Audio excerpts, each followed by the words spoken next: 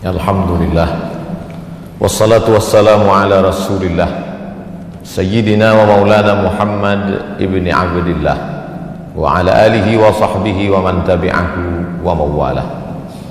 Ashhadu an la ilaha illallah wahdahu la syarika lah, wa ashhadu anna sayyidana Muhammadan abduhu wa rasuluhu la nabiyya ba'dah. Allahumma salli ala sayyidina Muhammadin an-nabiyil ummi wa ala alihi wa sahbihi wa barik وسلم. قال الله تعالى في القرآن العظيم وهو أصدق القائلين: أعوذ بالله من الشيطان الرجيم، يا أيها الذين آمنوا اتقوا الله حق تقاته ولا تموتن إلا وأنتم مسلمون. وقال تعالى في آية أخرى: يا أيها الذين آمنوا اتقوا الله وقولوا قولا سديدا يصلح لكم أعمالكم ويغفر لكم ذنوبكم ومن يطع الله ورسوله فقد فاز فوزا عظيما. عباد الله، أوصيكم ونفسي بتقوى الله فقد فاز المتقون. Hadirin jamaah Jumat yang dimuliakan Allah Subhanahu wa taala. Ada kitab judulnya Ar-Risalah Al-Qushairiyah. Nama penulisnya Imam Abul Qasim Abdul Karim Ibnu Hawazin Al-Qushairi, meninggal di awal abad ke-5 Hijrah, 1000 tahun yang lalu lebih kurang. Di situ dia bercerita tentang seorang laki-laki yang soleh. Soleh artinya baik, baik cakapnya, baik akidahnya, baik akhlaknya, baik tutur kata, santun budi pekertinya. Salatnya cukup, zakatnya penuh, sedekahnya tak terhitung lagi, sopan santunnya tak menyinggung perasaan orang lain. Tapi ternyata setelah dia mati, meninggal dunia, hisabnya lama sekali. Dilihatlah buku catatannya, apalah agaknya yang membuat hisab ini begitu lama? Adakah dia membunuh orang? Tak ada. Pernahkah dia menyakiti hati orang? Tidak. Karena santun, tersenyum. Ternyata pada suatu malam dia pergi kenduri undangan.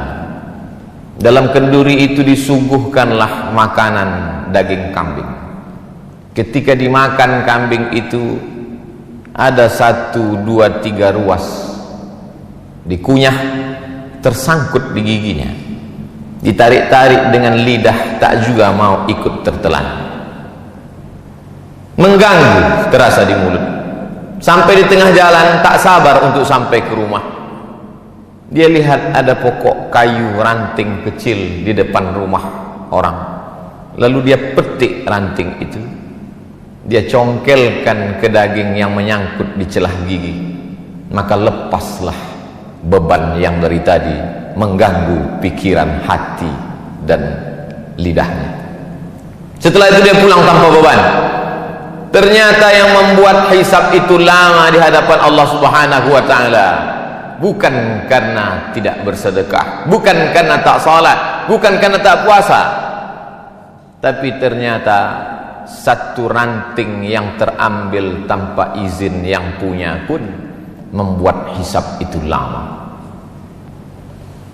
Ketika membaca kisah ini, lama saya terduduk dan termenung. Tak pernah saya terpikir memikirkan nasib orang lain, tapi yang terpikir bagaimana agaknya nasib saya, nasib khatib, nasib pribadi di hadapan Allah Subhanahu wa taala. Sudah berapa ranting kayu orang yang tertarik oleh tangan kita dan kita tidak merasa itu berdosa.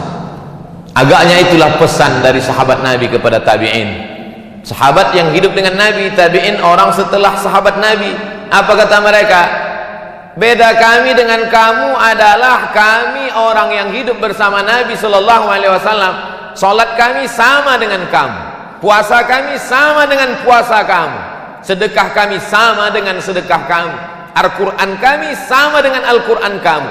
Bedanya kami melihat dosa sebesar ujung rambut itu sangat besar, dan kalian menganggap dosa kecil itu remeh-temeh saja. Oleh sebab itu hari Jumat bulan baik, agung dan mulia, bulan peningkatan, bulan Syawal, bulan setelah Ramadan, yang diagungkan, dimuliakan Allah Subhanahu wa taala. Diberikan pula kita kesempatan hidup pada hari Sayyidul Ayyam. Merenunglah kita sejenak. Jangan-jangan 1, 2, 3 ranting itu membuat kita begitu lama hisab di hadapan Allah Subhanahu wa taala. Bagi yang pernah menganiaya orang, minta maaf. Minal aidin wal faizin, mohon maaf zahir dan batin. Bagi yang pernah termakan, minta izin, mudah-mudahan dihalalkannya, tersambung silaturahim. Apakah Nabi Muhammad sallallahu alaihi wasallam, pemimpin segala nabi dan rasul, Sayyidul Kaun, seluruh makhluk di atas muka bumi, malaikat-malaikat di langit, pemimpinnya adalah Muhammad sallallahu alaihi wasallam. Apakah lepas dia dari sangkutan-sangkutan ranting ini? Hari Rabu Nabi naik ke atas mimbar. Hari Senin beliau meninggal. 5 hari sebelum meninggal, Khamis, Jumat, Sabtu, Ahad, Senin. Hari Rabu beliau naik ke atas mimbar. Man kuntu jalattu lahu zahran, siapa yang pundaknya pernah tercambuk olehku. Saat aku menyambuk kuda, lalu ada orang bersembunyi di balik kuda itu, ujung cambuk terkena pundaknya. Hadza zahri, ini pundak Muhammad. Silakan balas. Silakan balas sahabat.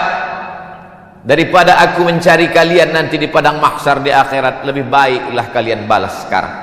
Man kuntu syatamtu lahu irdan, kata-kataku kasar, menyinggung perasaan, sakit hatinya, dia tak membalas, segan karena aku nabi, maka inilah masanya.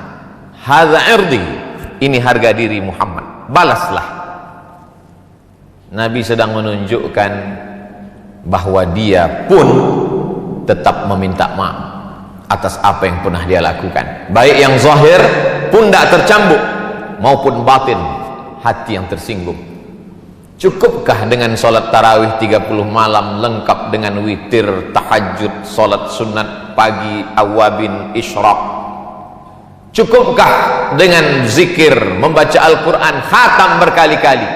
Tak lepas, wahai jamaah Jumat yang dimuliakan Allah Subhanahu wa ta'ala.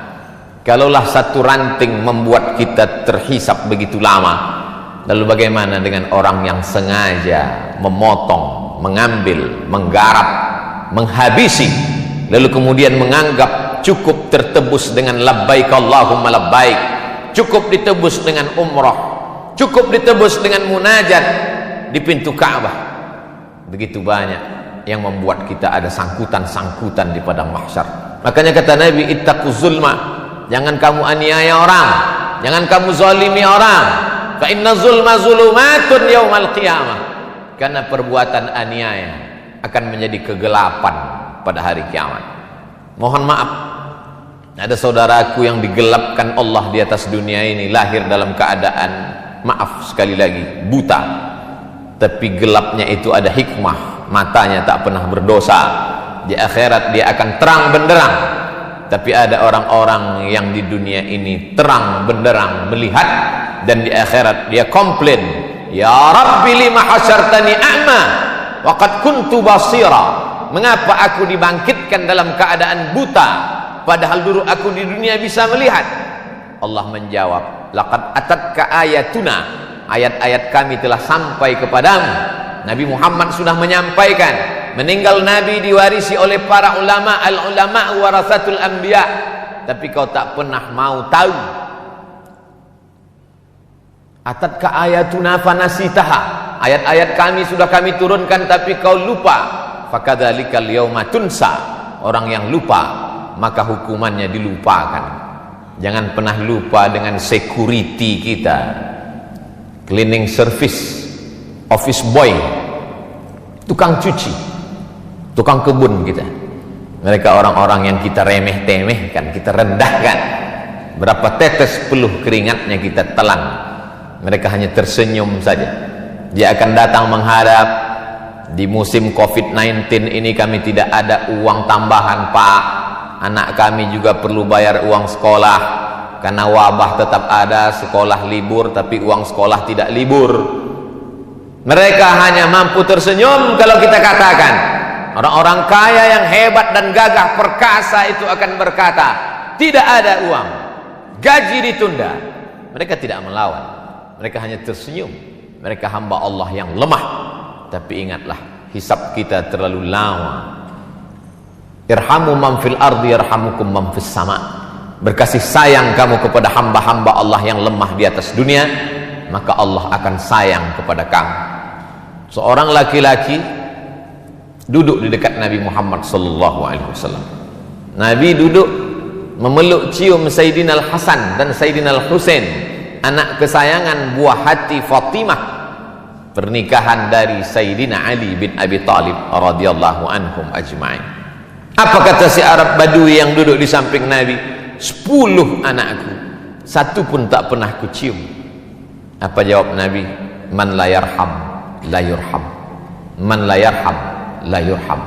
Siapa yang tak ada rasa kasih sayang kepada makhluk, maka tak akan mungkin turun kasih sayang Allah kepadanya. Bahwa kita banyak silap, salah dan dosa, ya, jangan putus asa, karena ayat yang pertama dalam Al-Quran, Bismillahirrahmanirrahim, dengan nama Allah Maha Kasih dan Sayang. Kedatangan Nabi Muhammad SAW untuk apa? Wa ma arsalnaka illa rahmatan lil alamin, menjadi rahmat bagi semesta alam.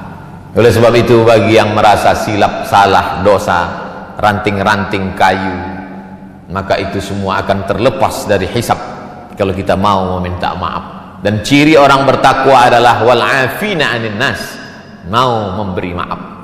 Tapi ada orang yang angkuh dan sombong, merasa sudah menjadi penghuni surga karena begitu banyak infak, wakaf, zakat dan sedekahnya, lalu kemudian menganggap itu hanya remeh-temeh semata. Maka ingatlah, sesungguhnya tak ada yang bisa menolong kita di hadapan Allah. Yauma yafirrul mar'u min akhih, saudara kandung pun akan lari. Wa ummihi wa abih, mak kandung, ayah kandung pun tak bisa menolong. Wa sahibatihi wa banih, istri dan anak-anak pun tak bisa membantu. Likulli imri'im minhum yauma idzin sya'nun yughnih, karena semua orang sibuk mempertanggungjawabkan segala yang pernah dia lakukan. Termasuk yang akan dipertanggungjawabkan adalah ranting-ranting tadi. Khutbah Jumat sulit untuk ditangkap karena situasi dan kondisi, tapi insya Allah keyword kata kuncinya mudah saja. Pulang jamaah Jumat ke rumah, ingat satu kata, ranting kayu, yang remeh-temeh dan sepele, tapi dapat menyebabkan kita terkena hisab begitu lama. Yang menyampaikan nasihat belum tentu lebih mengamalkan daripada yang mendengarkan. Boleh jadi yang mendengarkan lebih dulu selamat daripada yang menyampaikan. Siapa yang paling mulia di antara kita hari ini? Khatib tidak lebih mulia, imam belum tentu mulia. Inna akramakum indallah, yang paling takut kepada Allah, itulah yang paling mulia. At-taqwa hahuna, takwa itu letaknya di sini kata Nabi, bukan pada sorbannya, bukan pada jubahnya, bukan pada titelnya. At-taqwa hahuna, at-taqwa hahuna. Kalau ada rasa takut dalam hati, segera meminta maaf kepada manusia, meminta ampun kepada Allah, mendapatlah dia husnul khatimah. Tapi yang angkuh dan sombong, merasa cukup dengan amal, la yadkhulul jannah, tak masuk surga. Man kana fi qalbihi mithqala habbatin min khardalin min kibrin, ada sombong sebesar biji sawi. Barakallahu li wa lakum fil Qur'anil azim, wa nafa'ani wa iyyakum bima fihi minal ayati wadh-dhikril hakim, wa taqabbala minni wa minkum tilawatahu innahu huwal ghafurur rahim.